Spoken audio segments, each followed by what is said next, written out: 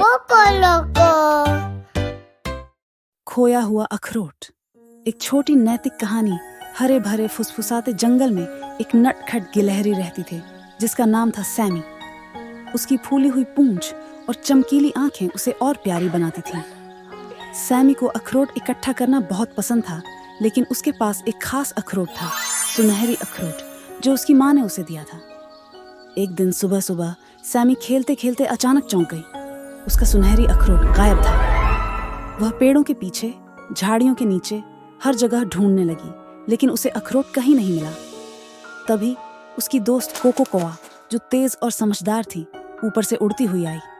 Cocoa, अरे Sami, तुम इतनी परेशान क्यों हो? सैमी घबराते हुए, मेरा सबसे प्यारा अखरोट खो गया है।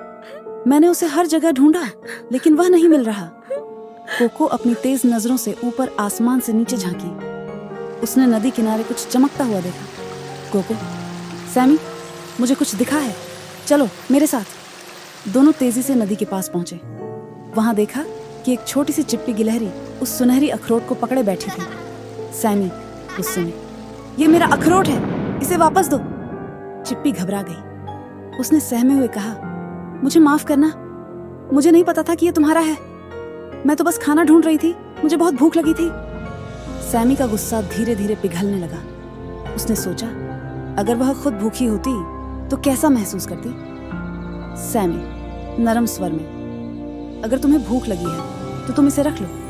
तुम्हारी भूख मेरे अखरोट से ज्यादा जरूरी है। चिप्पी की आंखें खुशी से चमक उठी। धन्यवाद, लेकिन क्यों ना हम इसे मिलकर बांट लें?